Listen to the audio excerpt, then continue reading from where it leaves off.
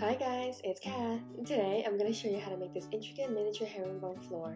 It's made of wooden coffee stirrers and perfect for any dollhouse setting. Let's get started. The main thing you need for this project is a bunch of wooden coffee stirrers. Using an X-Acto knife, I cut these into 1-inch segments. Just make a cut on each side and snap the wood. Super easy. I made a total of approximately 400 segments for this space. Once you have all your flooring cut, it's time to install them. It's extremely important to line them up perfectly for a seamless look. Draw a line straight down in the direction you want the herringbone angles to point.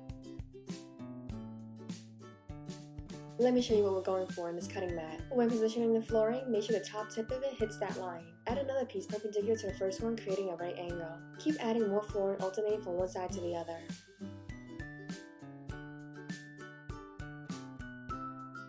Now we just need to do the same thing in your actual room.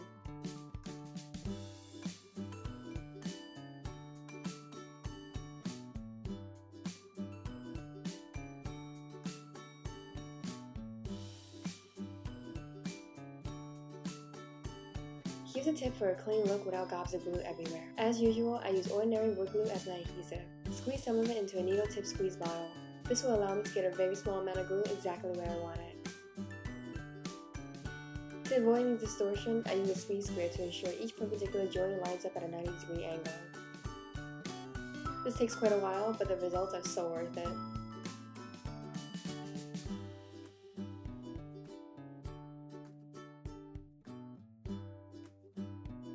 For the edges, add flooring longer than you need all the way down. This will be much easier than cutting each piece to size.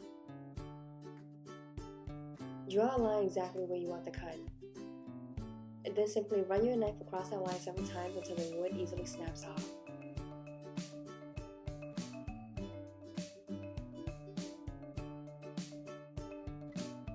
Do the same thing on the bottom edge.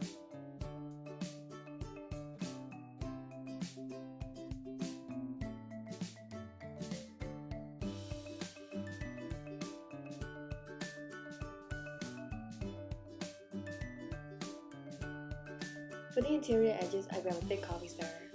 These are about 1/4 inch wide. Cut it to size and add one right next to where the flooring ends.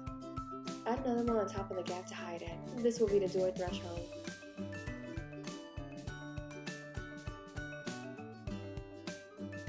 You can choose to stain the floor at this point, but I like the light wood color. So I'm going to finish it up by adding a coat of polycrylic varnish. This brings out the wood grain and adds a nice sheen. Last up guys, a feature that adds a clean look to your flooring is the installation of baseboards. For that, I paint some thin coffee stirrers white. When they're dry, glue them to all the corners.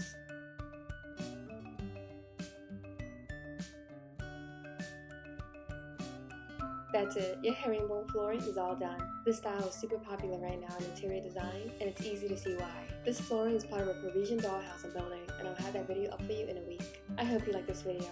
Give it a thumbs up if you did, and make sure to subscribe for more. I'll see you next time. Bye.